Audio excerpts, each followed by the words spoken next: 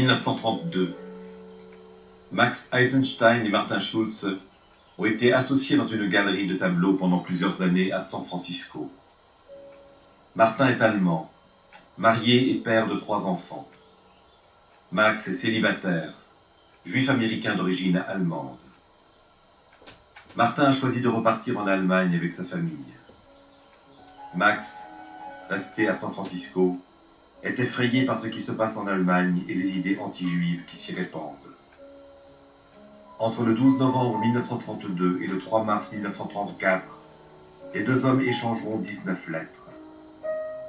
Ces lettres racontent successivement la complicité profonde et joyeuse entre 2 êtres humains, la montée du nazisme, le cortège de haine et d'angoisse qui l'accompagne. Mais au fil de la correspondance, le ton devient plus sec. L'humanité disparaît. Les trajectoires individuelles sont brouillées par l'histoire.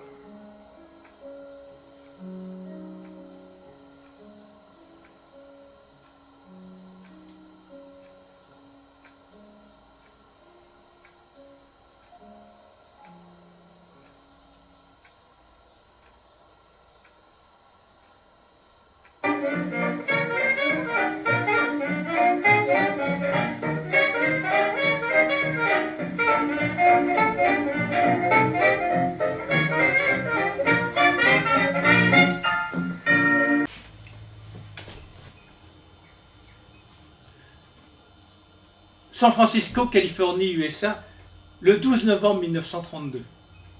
Mon cher Martin, te voilà de retour en Allemagne, comme je t'envie.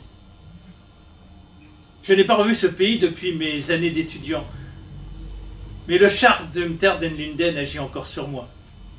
Tout, comme la largeur de vue, les discussions, la musique, la camaraderie enjouée que j'ai trouvée là-bas. Et voilà qu'en plus, on en a même fini avec l'esprit hobro, l'arrogance prussienne et le militarisme. C'est une Allemagne démocratique que tu retrouves. Il y fera bon vivre. Ta nouvelle adresse a fait grosse impression sur moi. Et je me réjouis que la traversée fût aussi agréable pour toi et les rejetons. Pour Elsa et les rejetons. Personnellement, je ne suis pas aussi heureux que toi. Le dimanche américain, je me sens désormais bien seul. Un pauvre célibataire sans but dans la vie. Mon dimanche américain, c'est maintenant au-delà des vastes mers que je le passe. Je revois la grande et vieille maison sur la colline. Une journée que nous ne passons pas ensemble est toujours incomplète, m'assurais-tu. Et notre chère Elsa. Si gaie, qui accourait vers moi en s'écriant « Max, Max !»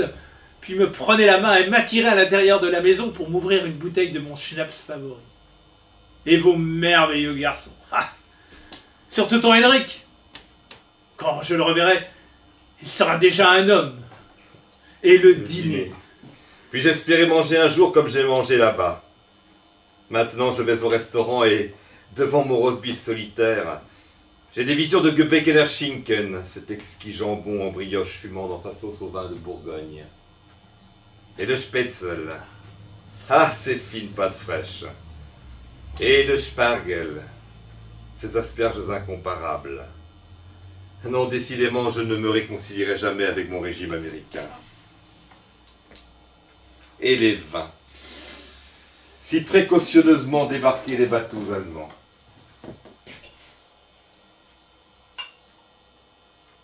Et cette toast que nous portions ensemble pour la première, la seconde, la troisième, la quatrième... La 5e, la 6e fois. Naturellement, tu as bien fait de partir. Malgré ton succès ici, tu n'es jamais vraiment devenu américain. Et maintenant que notre galerie est si prospère, tu te devais de ramener tes robustes fils dans leur patrie pour qu'ils y soient éduqués. Quant à Elsa, sa famille a dû lui manquer toutes ces longues années. De plus, je suis sûr que ses proches seront heureux de te revoir.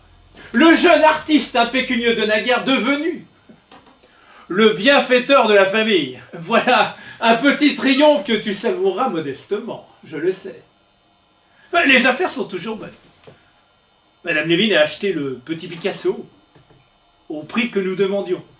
À ce que je me réjouis. Je laisse lentement venir la vieille Madame Fleischmann à l'idée d'acquérir la hideuse Madone. Personne ne se soucie de lui dire que telle ou telle pièce de sa collection sont mauvaises. Puisque toutes le sont. Il n'empêche que je n'ai pas ton merveilleux savoir-faire pour vendre un ématron juif. Je suis capable de les persuader de l'excellence d'un investissement.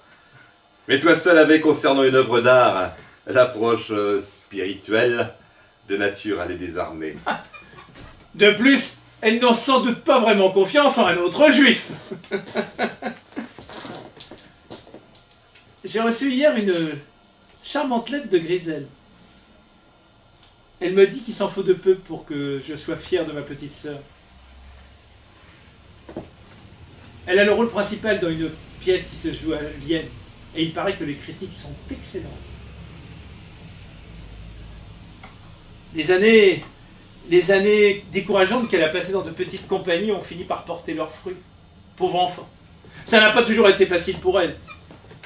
Mais elle a du cran, de la beauté, et je l'espère, du talent. Elle me demande de tes nouvelles, Martin, avec beaucoup d'amitié. Plus la moindre amertume de ce côté-là. Ce sentiment passe vite à son âge. Il suffit de quelques petites années pour que la blessure ne soit plus qu'un souvenir. Bien sûr, aucun de vous deux n'était à blâmer. Ces choses-là sont comme des tempêtes. On est d'abord transi, foudroyé, impuissant. Puis, le soleil revient. On n'a pas complètement oublié l'expérience, mais on est remis du choc. Il ne reste à Grisel que le souvenir de la douceur et non plus du chagrin. Toi au moins, nous ne serions pas comportés autrement. Je n'ai pas écrit à ma petite sœur que tu étais rentré en Allemagne, mais je le ferai peut-être si tu penses que c'est nécessaire. Elle ne se lie pas facilement et je sais qu'elle serait heureuse de savoir qu'elle a des amis non loin. 14 ans déjà. 14 ans déjà que la guerre est finie. J'espère que tu as entouré la date en rouge sur le calendrier. C'est fou. C'est fou le chemin que nous avons parcouru depuis toutes ces années, depuis toute cette horreur. Mon cher Martin, laisse-moi de nouveau t'étreindre par la pensée et transmets mes souvenirs les plus affectueux à Elsa et aux garçons. Ton fidèle Max.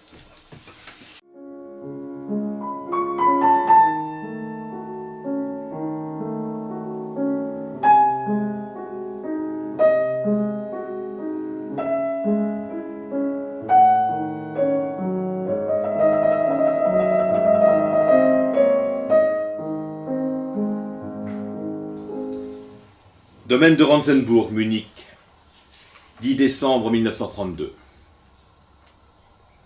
Max, mon cher vieux compagnon, merci de la promptitude avec laquelle tu m'as envoyé les comptes et le chèque. Mais ne te crois pas obligé de me commenter nos affaires avec un tel luxe de détails. Tu sais que je suis d'accord avec tes méthodes. D'autant qu'ici, à Munich, je suis débordé par mes nouvelles activités. Nous sommes installés, mais quelle agitation. Comme je te l'ai dit, il y avait longtemps que cette maison me trottait dans la tête. Et je l'ai eue pour un prix dérisoire. 30 pièces. Et un parc de près de 5 hectares et demi, tu n'en croirais pas tes yeux. Mais il est vrai que tu ignores à quel niveau de misère est réduit mon pauvre pays. Les logements de service, les écuries et les communs sont très vastes, et crois-le ou non, pour les 10 domestiques que nous avons ici, nous payons le même prix que pour les 2 seuls que nous avions à San Francisco. Aux tapisseries et autres pièces que nous avions expédiées par bateau, s'ajoutent nombre de beaux meubles que j'ai pu me procurer sur place. Le tout est d'un effet somptueux. Nous sommes donc très admirés, pour ne pas dire enviés.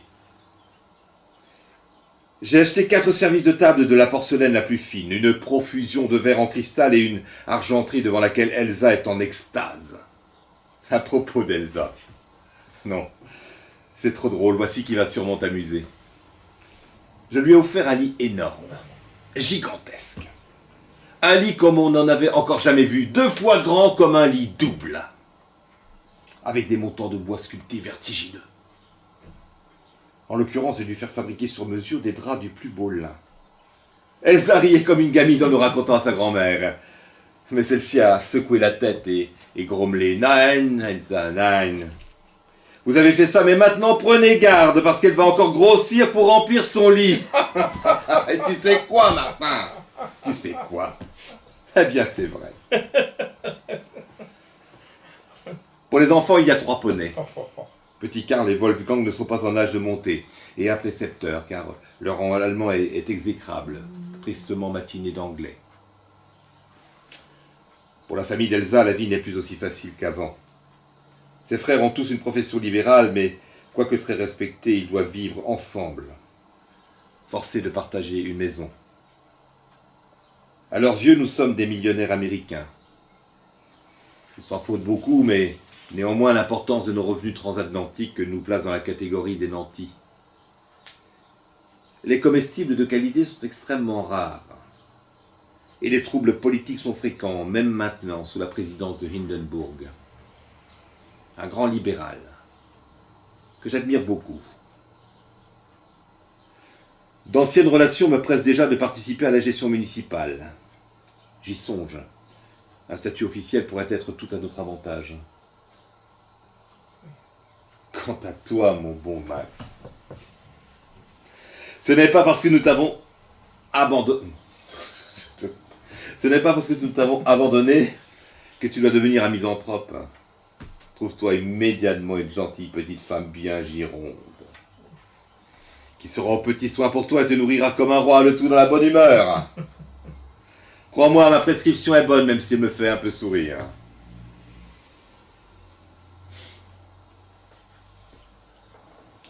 Tu me parles de Griselle. Cet amour de fille a bien gagné son succès. Je m'en réjouis avec toi, encore que, même aujourd'hui, le fait qu'elle, une jeune fille seule, soit obligée de se battre pour réussir me révolte. N'importe quel homme peut comprendre qu'elle était faite pour le luxe et la dévotion, pour une vie facile et charmante où le bien-être épanouirait sa sensibilité. Ses yeux noirs reflètent une âme grave, mais aussi quelque chose de dur comme l'acier, et de très audacieux.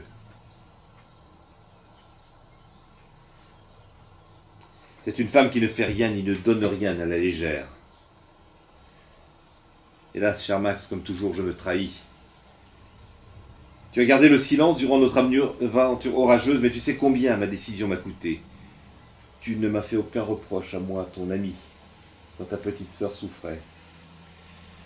Et j'ai toujours senti que tu savais que je souffrais également, et pas qu'un peu. Mais que pouvais-je faire? Il y avait Elsa et mes fils encore petits.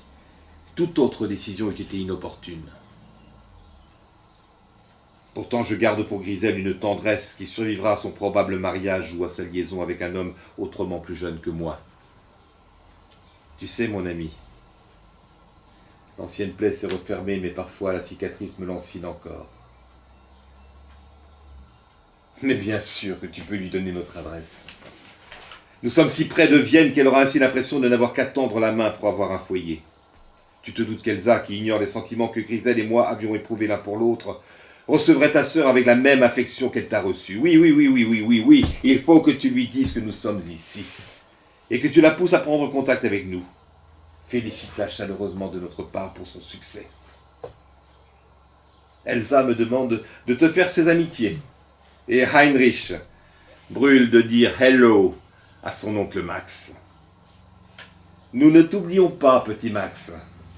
De tout cœur à toi, Martin.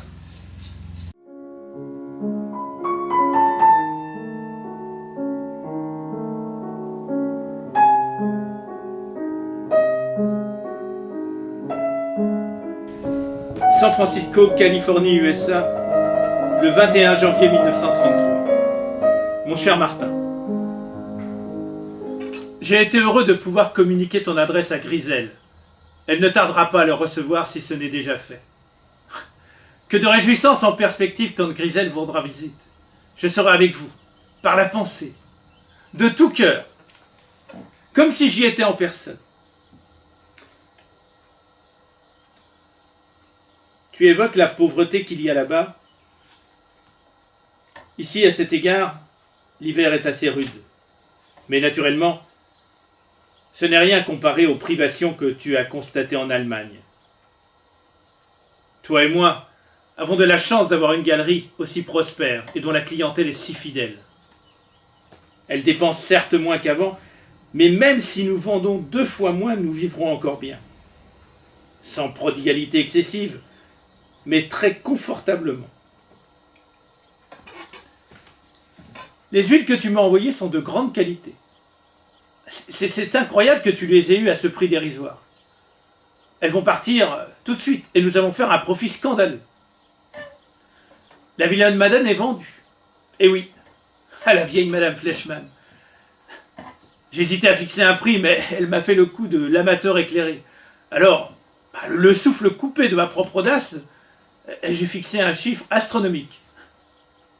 Me soupçonnant d'avoir un autre client, elle a pris la balle au bond et m'a fait le chèque aussitôt avec un regard rusé. Toi seul peux savoir à quel point j'exultais quand elle est partie avec cette horreur sous le bras. Hélas, Martin, j'ai souvent honte de moi-même pour le plaisir que je prends à ces petits triomphes futiles. Toi, en Allemagne, avec ta maison de campagne et ta richesse que tu étales aux yeux de la famille d'Elsa, et moi, en Amérique, jubilant parce que j'ai roulé une vieille écervelée en la persuadant d'acheter une monstruosité. Quel apogée pour 2 hommes de 40 ans. Est-ce pour cela que l'on vit? Pour gagner de l'argent par des procédés douteux et en faire étalage aux yeux de tous? Je ne cesse de me faire des reproches, mais je continue comme avant. Malheureusement, nous sommes tous embarqués sur la même galère. Nous sommes futiles et malhonnêtes parce que nous devons triompher de personnes futiles et malhonnêtes. Et si ce n'est pas moi qui vends notre horreur à Madame Fleischmann, c'est quelqu'un d'autre qui lui vendra une pire. Eh bien, écoute, c'est une fatalité qu'il faut bien accepter. Heureusement qu'il existe un havre où l'on peut toujours savourer une relation authentique. Le coin du feu chez un ami, auprès duquel on peut se défaire de ses petites vanités et trouver chaleur et compréhension. Un lieu où les égoïsmes sont caducs, et où le vin, les livres et la conversation donnent un autre sens à la vie. Là, on a construit quelque chose que la fausseté ne peut atteindre. On s'y sent chez soi.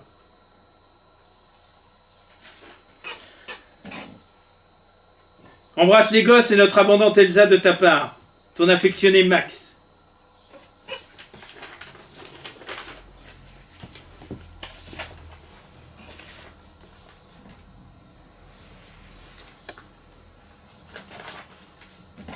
PS. Qui est cet Adolf Hitler qui semble en voie d'accéder au pouvoir en Allemagne? Ce que je lis sur son compte m'inquiète beaucoup.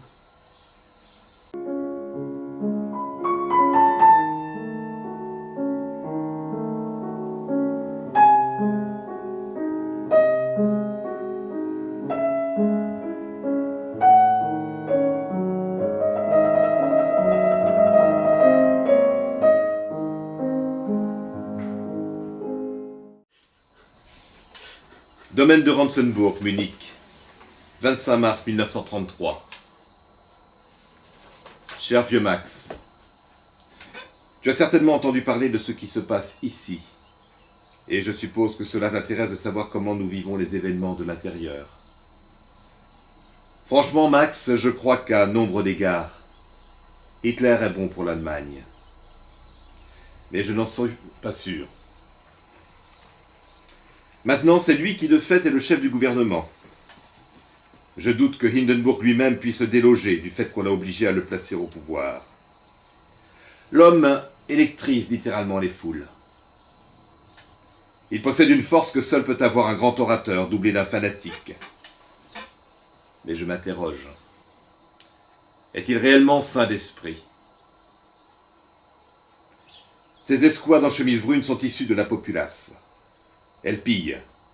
Et elles ont commencé à persécuter les Juifs. Car je te le dis, mon ami, c'est à l'émergence d'une force vive que nous assistons dans ce pays. Une force vive. Les gens se sentent stimulés. On s'en rend compte en marchant dans les rues, en entrant dans les magasins. Ils se sont débarrassés de leur désespoir, comme on enlève un vieux manteau. Ils n'ont plus honte. Ils croient de nouveau à l'avenir. Peut-être va-t-on trouver un moyen pour mettre fin à la misère. Quelque chose, j'ignore quoi, va se produire. On a trouvé un guide. Pourtant, prudent, je me dis tout bas, où cela va-t-il nous mener? Vaincre le désespoir nous engage souvent dans des directions insensées. Naturellement, je n'exprime pas mes doutes en public. Puisque je suis désormais un personnage officiel au service du nouveau régime, je clame au contraire ma jubilation sur tous les toits. Ceux d'entre nous, les fonctionnaires de l'administration locale qui tiennent à leur peau, sont prompts à répondre, à rejoindre. Je recommence. Naturellement, je n'exprime pas mes doutes en public. Puisque je suis désormais un personnage officiel au service du nouveau régime, je clame au contraire ma jubilation sur tous les toits. Ceux d'entre nous, les fonctionnaires de l'administration locale qui tiennent à leur peau, sont prompts à rejoindre le national-socialisme. C'est le nom du parti de Herr Hitler.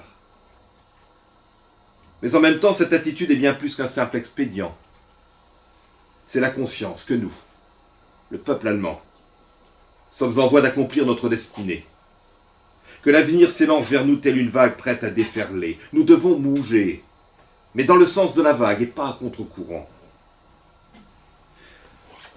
De graves injustices se commettent encore aujourd'hui. Les troupes d'assaut célèbrent leur victoire et chaque visage ensanglanté qu'on croise vous fait secrètement saigner le cœur. Mais tout cela est transitoire.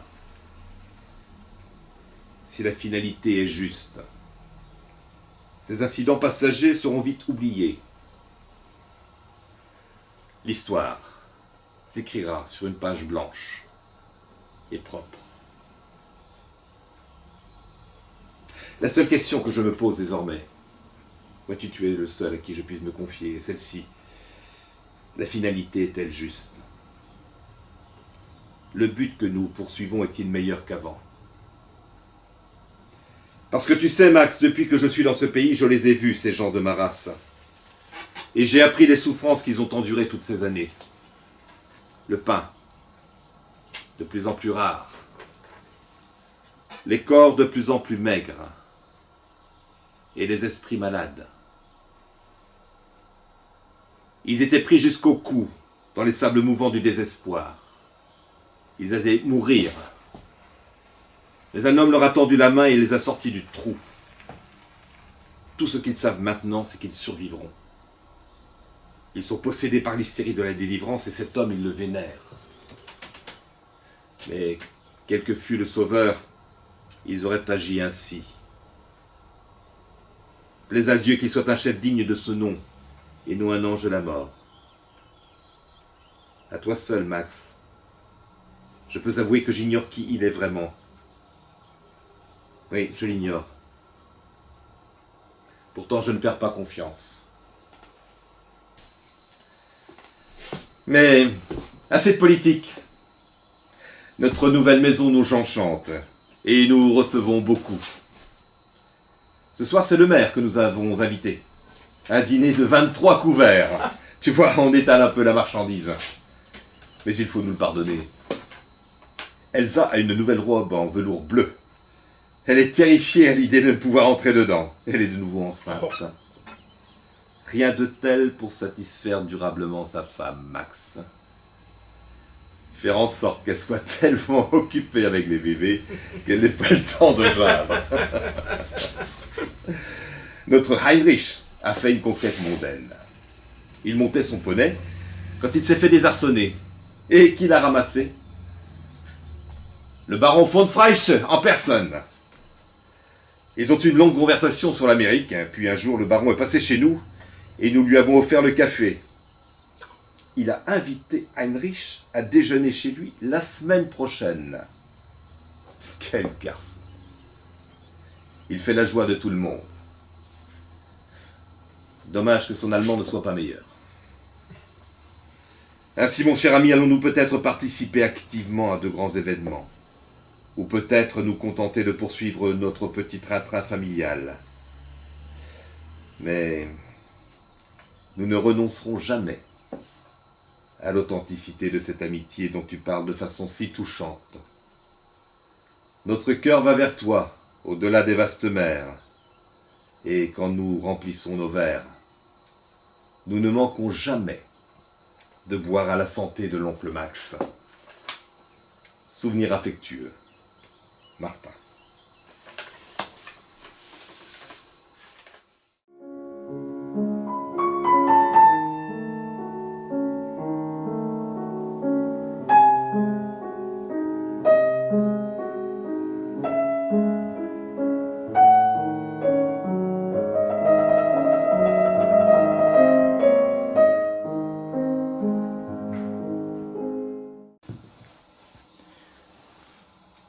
San Francisco, Californie, USA, le 18 mai 1933.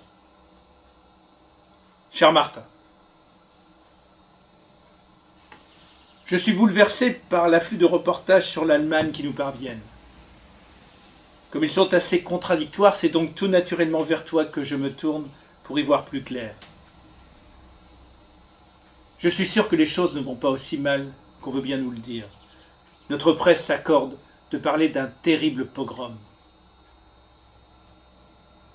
Qu'en est-il?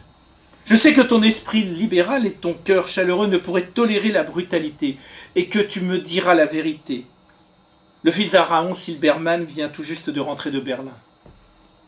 Et il paraît qu'il l'a échappé belle. Il raconte sur ce qu'il a vu. Les flagellations. Le litre d'huile de ricin forcé entre les lèvres. Et les heures d'agonie consécutives à l'éclatement de l'intestin. Des choses affreuses. Ces exactions pourraient être vraies. Elles pourraient en effet n'être que le résidu malpropre d'une révolution par ailleurs humaine. L'écume trouble, comme tu dis. Malheureusement pour nous les Juifs, la répétition ne les rend que par trop familières. Et je trouve presque incroyable qu'on puisse aujourd'hui, au sein d'une nation civilisée, faire revivre à nos frères le martyre ancestral.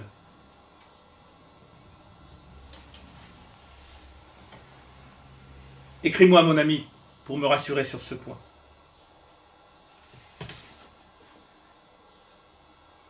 La pièce dans laquelle joue Grisel fait un triomphe, et se donnera jusqu'à la fin du mois de juin. Elle m'écrit qu'on lui a proposé un autre rôle à Vienne, et un autre encore, superbe, à Berlin pour cet automne. C'est surtout de ce dernier qu'elle me parle, mais je lui ai répondu d'attendre pour s'engager, que les sentiments anti-juifs se calment. Bien entendu, son nom de scène n'a pas une consonance juive. De toute façon, il était hors de question qu'elle se présente sur scène avec un nom comme Eisenstein. Il n'empêche que tout chez elle trahit ses origines. Ses traits, ses gestes, la passion qui vibre dans sa voix. Si les sentiments antisémites évoqués plus haut sont une réalité, elle ne doit en aucun prix s'aventurer en Allemagne. Pardonne-moi, mon ami, pour la brièveté de ma lettre et l'absence de liberté d'esprit dont elle témoigne. Mais je n'aurai de repos tant que tu ne m'auras pas rassuré. Je sais que tu m'écriras en toute honnêteté. Je t'en prie, fais-le vite. C'est haut et fort que je proclame ma foi en toi et mon amitié pour toi et les tiens. Ton fidèle, Max.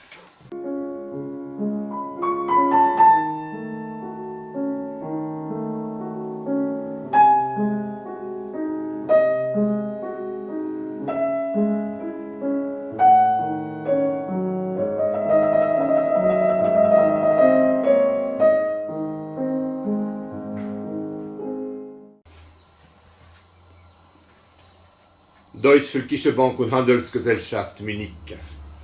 9 juillet 1933. Cher Max, comme tu pourras le constater, je t'écris sur le papier à lettres de ma banque. C'est nécessaire car j'ai une requête à t'adresser et souhaite éviter la nouvelle censure qui est des plus strictes. Nous devons présentement cesser de nous écrire. Il devient impossible pour moi de correspondre avec un juif. Et ce le serait même si je n'avais pas une position officielle à défendre. Si tu as quelque chose d'essentiel à me dire, tu dois le faire par le biais de la banque, au dos de la traite que tu m'envoies, et ne plus jamais m'écrire chez moi. En ce qui concerne les mesures sévères qui t'affligent tellement, je dois dire qu'au début, elles ne me plaisaient pas non plus. Mais j'en suis arrivé à admettre leur douloureuse nécessité. La race juive est une plaie ouverte pour toute nation qui lui a donné refuge. Je n'ai jamais haï les juifs en tant que tels. Toi, par exemple, je t'ai toujours considéré comme mon ami. Mais sache que je parle en toute honnêteté quand je dis que je l'ai fait, non à cause de ta race, mais malgré elle. Le juif est le bouc émissaire universel. Il doit bien y avoir une raison à cela. Et ce n'est pas la superstition ancestrale consistant à les désigner comme les assassins du Christ qui éveille une telle méfiance à leur égard. Quant aux ennuis juifs actuels, ils ne sont qu'accessoires. Quelque chose de plus important se prépare. Si seulement je pouvais te montrer, non, t'obliger à constater, la renaissance de l'Allemagne sous l'égide de son vénéré chef. Un si grand peuple ne pouvait pas rester éternellement sous le joug du reste du monde. Après la défaite, nous avons courbé l'échine pendant 14 ans. Pendant 14 ans, nous avons mangé le pain amer de la honte et bu le brouet clair de la pauvreté. Mais maintenant, nous sommes des hommes libres. Nous nous redressons, conscients de notre pouvoir. Nous relevons la tête face aux autres nations. Nous purgeons notre sang de ces éléments impurs, et c'est en chantant que nous parcourons nos vallées, nos muscles durs vibrent, impatients de s'atteler à un nouveau labeur, et nos montagnes résonnent des voix de Wotan et de Thor, les anciens dieux de la race germanique. Mais non. Tout en t'écrivant, et en me laissant aller à l'enthousiasme suscité par ces visions si neuves, je me dis que tu ne comprendrais pas à quel point tout cela est nécessaire pour l'Allemagne. Tu ne t'attacheras, je le sais, qu'aux ennuis de ton propre peuple. Tu refuseras de concevoir que quelques-uns doivent souffrir pour que des millions soient sauvés. Tu seras avant tout un juif qui pleurniche sur son propre peuple.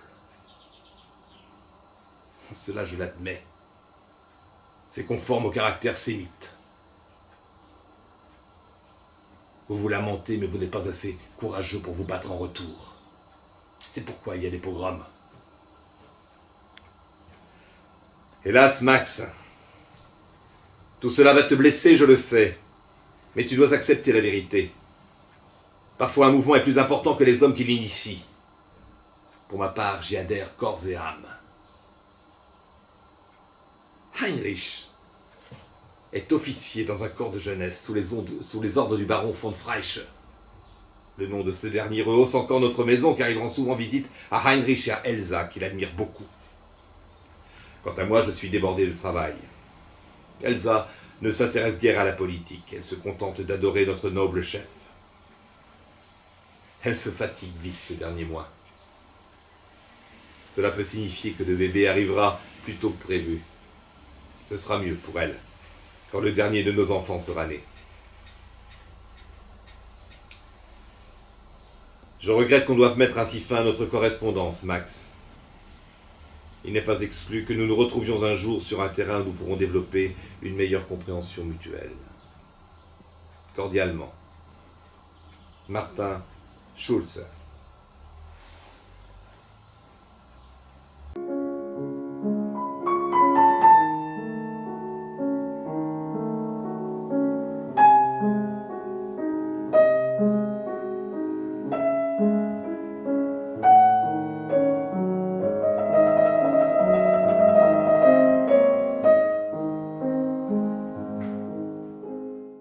San Francisco, Californie, USA,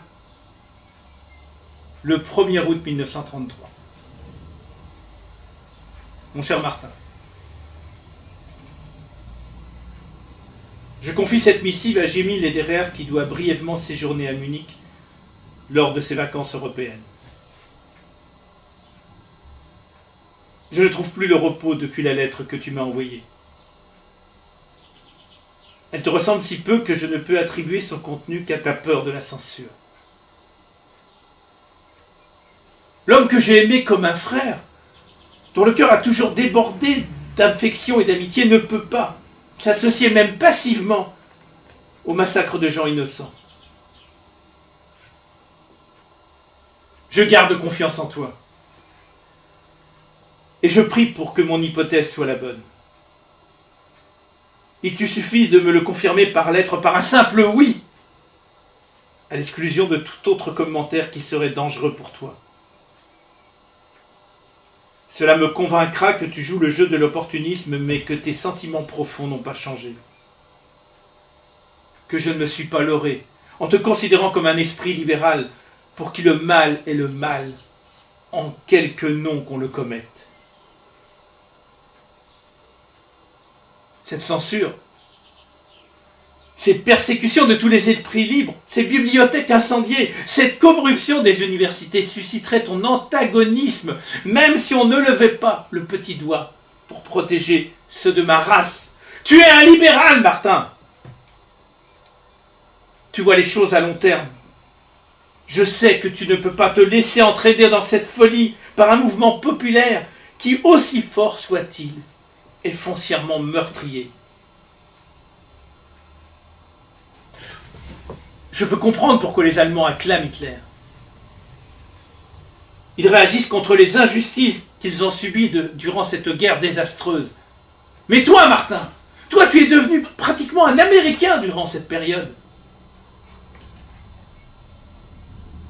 Je suis convaincu que ce n'est pas mon ami qui m'a écrit cette lettre et que tu vas me le prouver. J'attends ce seul mot, ce oui, qui rendra la paix à mon cœur. Écris-le vite. Mes amitiés à vous tous.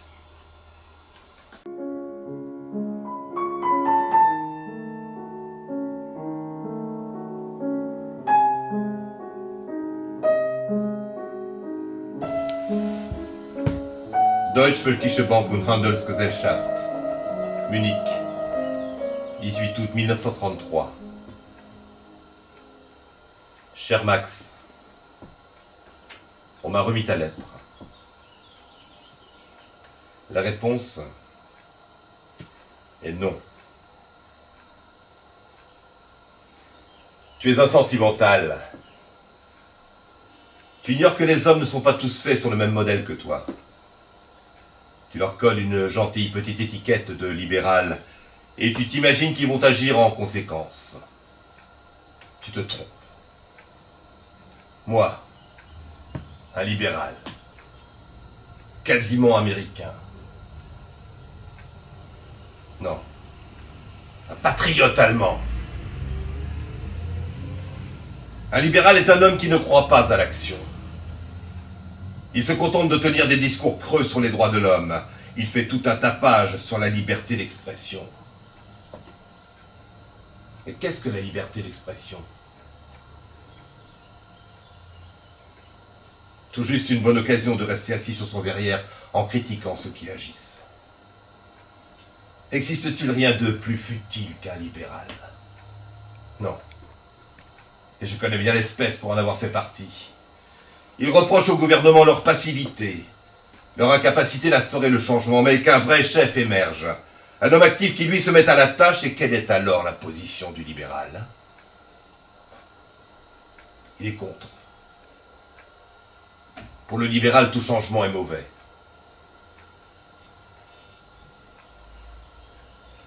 Ce que tu nommes chez ces bons esprits, la vue à long terme des événements, n'est qu'une frousse intense de se retrousser les manches pour faire. Ils adorent les mots et les nobles préceptes, mais ils sont parfaitement inutiles à ceux qui font le monde tel qu'il est. Seuls ces derniers, les hommes d'action, comptent. Et ici, en Allemagne, un de ces hommes énergiques, essentiels, est sorti du rang, et je me rallie à lui. Non comme tu le suggères, parce que submergé par un courant, je ne peux faire autrement, mais par libre choix. Maintenant, je suis vraiment un homme. Avant, je n'étais qu'une voix. Je ne m'interroge pas sur la finalité de notre action. Elle est vitale. Donc elle est juste. Si elle était mauvaise, elle ne susciterait pas autant d'enthousiasme.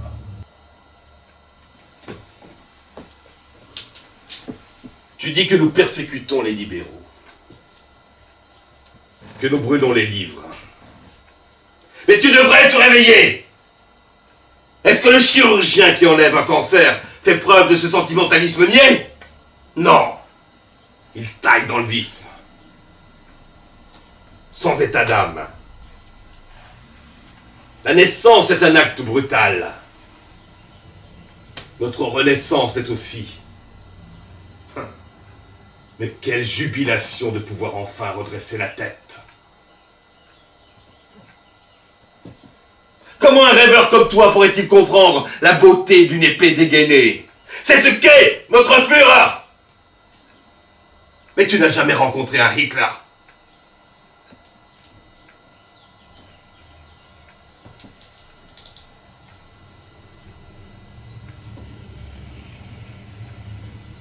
Tu m'obliges à te répéter que tu ne dois plus m'écrire. Nous ne sommes plus en sympathie. Tu devrais t'en rendre compte. Martin Schulz.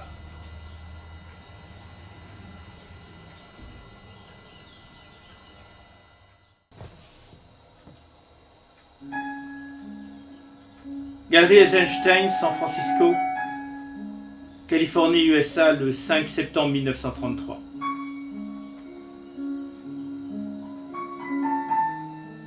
Cher Martin,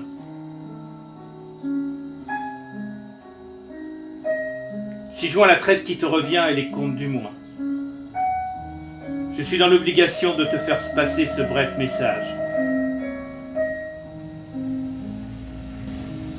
Grisel est parti pour Berlin. Elle est trop audacieuse, mais elle a si longtemps attendu son succès qu'elle se rit de mes craintes.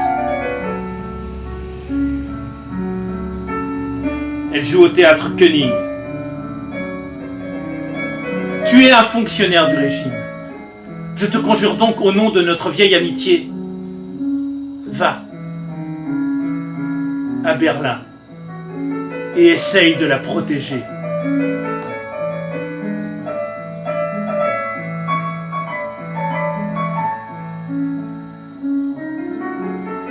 Tu seras chagriné de constater que j'ai été obligé de supprimer ton nom de la raison sociale de notre affaire. Tu sais qui sont nos principaux clients.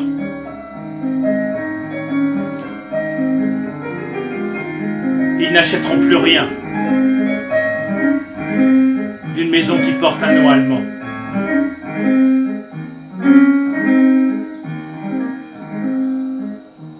Je ne peux pas discuter de ton changement d'attitude,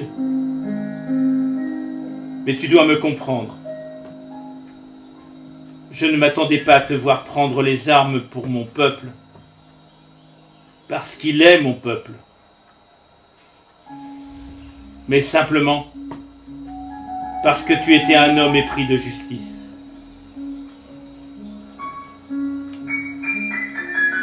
Je te confie mon imprudente Grisel. Cet enfant ne se rend pas compte du risque qu'elle prend. Je ne t'écrirai plus.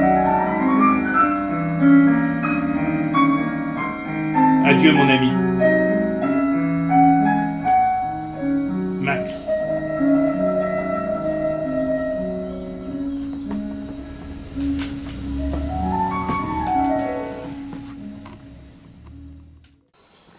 San Francisco, Californie, USA, le 5 novembre 1933.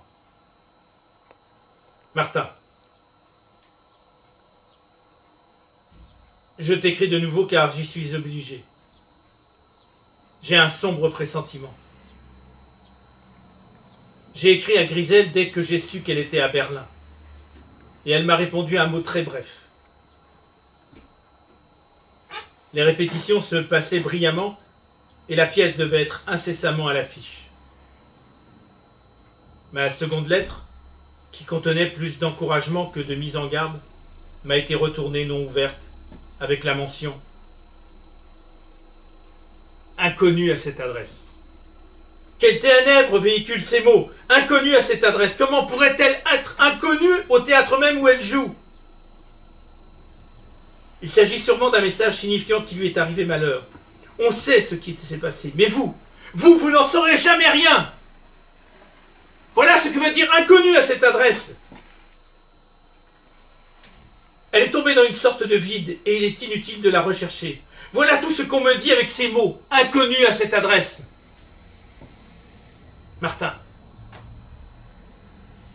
dois-je te le demander de la retrouver, de la secourir?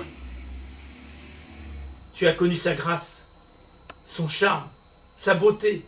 Elle t'a donné ce qu'elle n'a donné à aucun autre homme. Son amour. N'essaie pas de m'écrire. Je sais que je n'ai même pas besoin de te demander ton aide. T'apprendre qu'elle est sans doute en danger suffit. Je la remets entre tes mains, car je n'ai aucun autre recours. Max.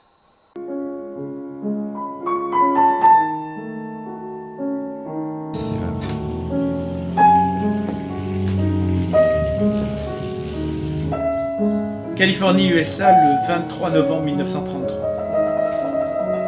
Martin. C'est par désespoir que je me tourne vers toi. Je ne pouvais pas laisser passer un mois de plus. C'est donc en avance que je te donne quelques précisions relatives à tes placements. Tu pourrais vouloir effectuer certaines modifications. Ce qui me permet de joindre à ce relevé bancaire un appel au secours. Il concerne Grisel. Depuis 2 mois, je n'ai plus aucune nouvelle d'elle. Mais des rumeurs en provenance d'Allemagne commencent à circuler. De juif à juif, on chuchote des histoires tellement horribles que je me boucherais les oreilles si je le pouvais, mais je ne peux pas. Il faut que je sache ce qui lui est arrivé. Il faut que j'aie une certitude.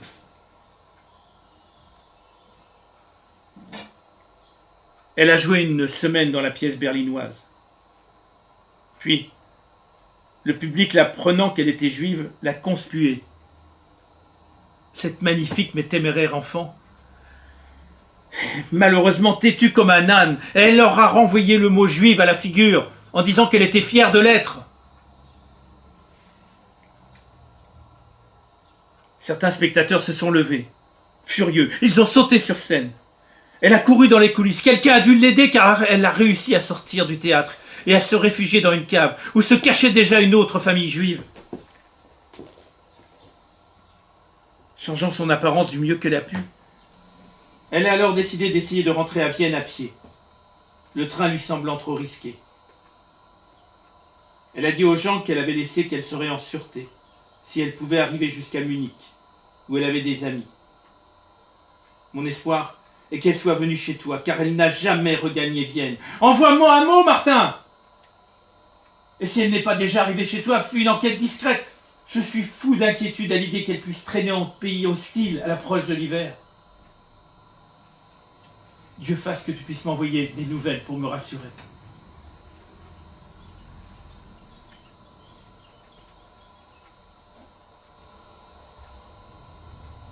Cher Max,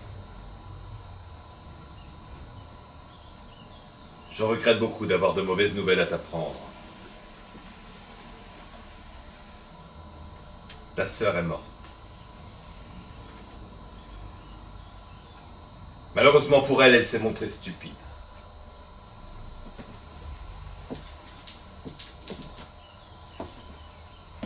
Il y a 15 jours, elle est arrivée ici, avec une horde de SA qui passait sur le chemin pratiquement sur les talons. La maison était pleine de monde. Elsa n'est pas bien depuis la naissance du petit Adolphe, le mois dernier. Le docteur était là, ainsi que 2 infirmières, tous les domestiques, et les enfants, qui couraient partout dans la maison. Par chance, c'est moi qui ai ouvert la porte. Tout d'abord, j'ai cru voir une vieille femme. Puis j'ai vu son visage. Et j'ai vu aussi les SA qui passaient déjà devant les grilles du parc. J'avais une chance sur 1000 de pouvoir la sauver. Une domestique pouvait surgir à tout moment. Avec Elsa couchée là-haut, malade, comment aurais-je pu supporter que ma maison fût mise à sac? Et pouvais-je courir le risque d'être arrêté pour avoir tenté de sauver une juive et de perdre ainsi tout ce que j'avais construit ici? Bien sûr, en tant que patriote, mon devoir m'apparaissait clairement. Elle avait montré sur scène son corps impur à 2 jeunes Allemands. Je devais la retenir et la livrer sur le champ au SA. Mais cela, je ne l'ai pas fait. Je lui ai dit, tu vas tous nous faire prendre, Gisèle. Cours vite, te réfugier de l'autre côté du parc. Elle m'a regardé. Elle m'a souri. Elle m'a dit, la dernière chose que je souhaite, Martin, c'est te nuire. Et elle a pris sa décision. Sa décision. Elle a toujours été une fille courageuse.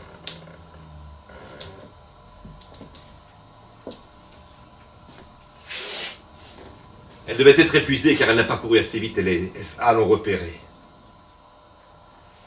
Je suis rentré dans la maison, impuissant. Quelques minutes plus tard, ses cris s'étaient tus.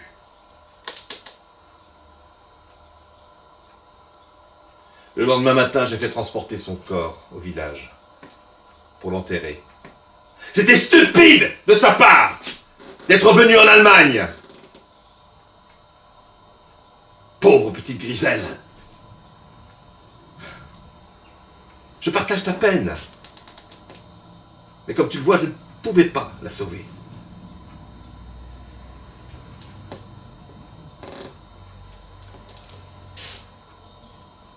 Maintenant, je dois te demander de ne plus m'écrire.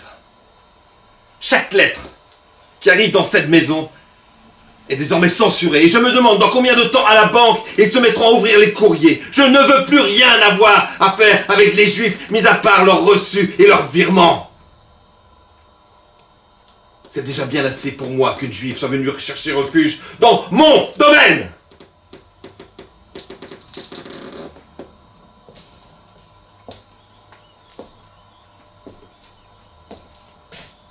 Je ne veux plus rien avoir à faire avec cette race.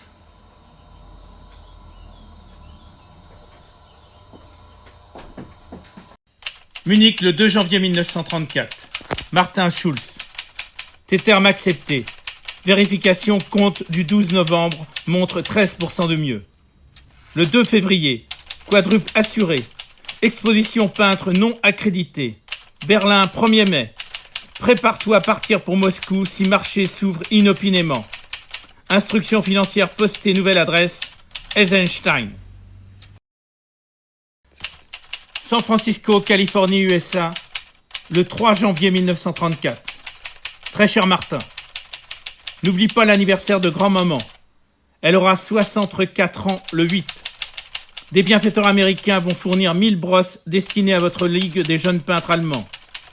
Mandelberg s'est joint à ceux qui soutiennent la Ligue. Il faut que tu envoies 11 reproductions de Picasso de 20 par 90 aux diverses succursales de notre galerie. Le 25 janvier, pas plus tôt, à dominante rouge et bleue. Nous pouvons te verser $8000 sur cette transaction. Commence le nouveau livre de compte 2. Nos prières t'accompagnent, cher frère, Eisenstein. San Francisco, Californie, USA, le 17 janvier 1934. Martin, cher frère, bonne nouvelle. Notre stock atteignait 116 il y a 5 jours. Les Fleshman nous ont encore avancé 10 000 $. Cela devrait remplir pour un mois le quota de la Ligue des jeunes peintres. Mais si les occasions sont plus nombreuses, fais-le nous savoir. Les miniatures suisses sont en vogue. Surveille le marché et prépare-toi à partir pour Zurich après le 1er mai si des occasions inattendues se présentent en plus grand nombre. L'oncle Salomon sera content de te voir et je sais que tu te fieras les yeux fermés à son jugement. Le temps est clair. Il n'y a aucune menace précise d'orage pour les 2 mois à venir. Tu vas préparer pour tes étudiants les reproductions suivantes. Van Gogh, 15 par 103 en rouge. Poussin, 20 par 90 en bleu et jaune. Vermeer, 11 par 33 en rouge et bleu. Nos espoirs accompagnent tes nouvelles tentatives. Eisenstein. Francisco, Californie, USA, le 29 janvier 1934. Cher Martin, ta lettre est arrivée par erreur au 457 Jerry Street, chambre 4. Tente Reba dit de dire à Martin d'écrire plus brièvement et surtout plus clairement pour que ses amis puissent comprendre de quoi il parle.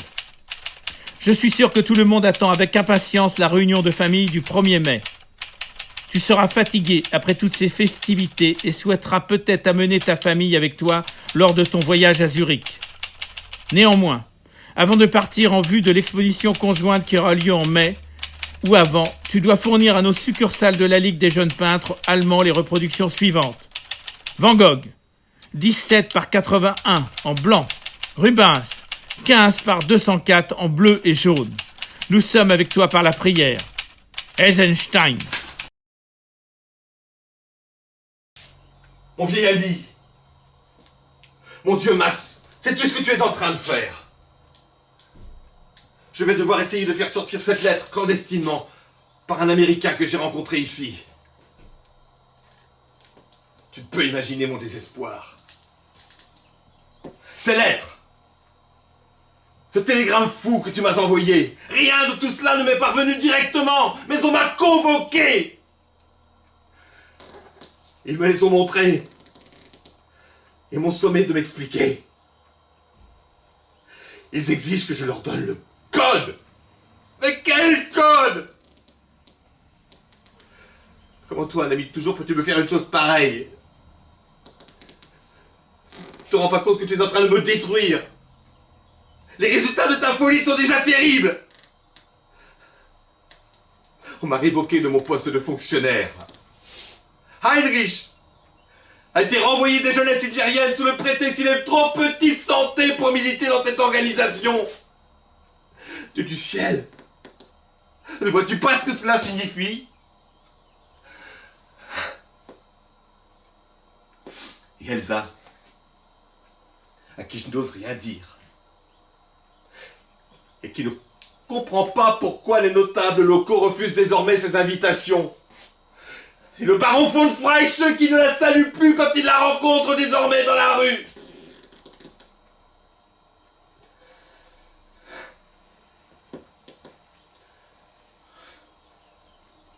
Et bien sûr, je sais pourquoi tu as fait cela. Mais ne vois-tu pas que je ne pouvais pas intervenir? Que je n'ai même pas osé tenter d'intervenir?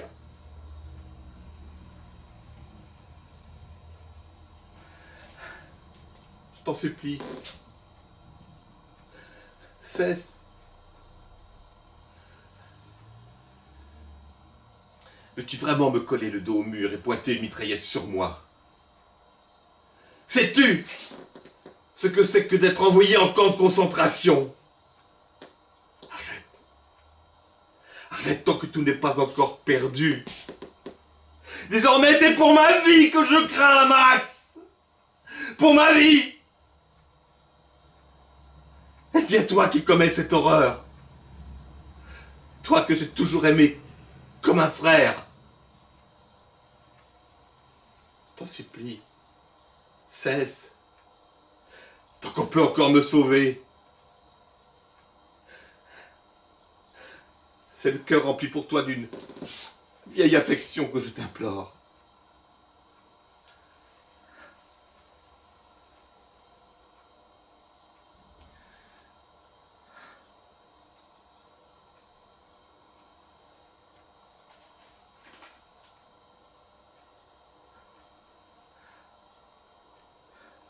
Notre très cher Martin. Il pleut ici depuis 18 jours, 17,5 cm d'eau dans les rues. Quelle saison pourrie. Une cargaison de 1500 brosses à l'usage de tes jeunes peintres devrait parvenir à la succursale de Berlin à la fin de la semaine. Cela laisse du temps pour s'entraîner en vue du grand événement. Des mécènes anti-américains t'aideront en te fournissant tout le matériel d'artistes qu'ils pourront. Mais ce sera à toi de t'occuper des derniers préparatifs.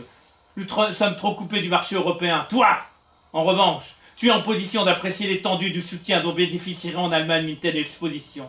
Pour le 24 mars, prépare-toi donc à distribuer Rubens, 12 par 77 en bleu, Giotto, 1 par 317 en vert et blanc, Poussin, 20 par 90 en rouge et blanc. Le jeune Blum est parti vendredi dernier avec les précisions sur le Picasso. Il déposera les huiles à Hambourg et à Leipzig et se tiendra ensuite à ta disposition. Avec tous nos souhaits de réussite. Eisenstein.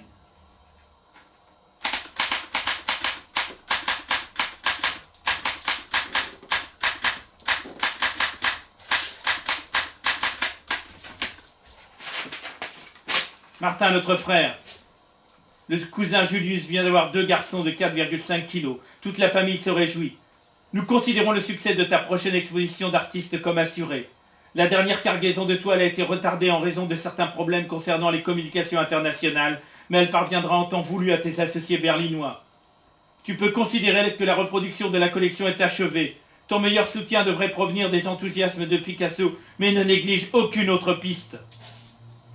Nous laissons les plans finaux à ta discrétion. Fais en sorte d'assurer la date de l'exposition pour qu'elle soit un vrai succès.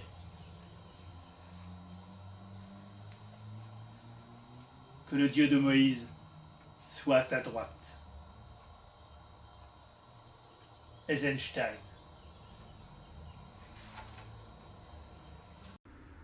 Cette dernière lettre n'est jamais parvenue à Martin. Quelque temps plus tard, elle fut retournée à Max, avec la mention « Inconnu à cette adresse ».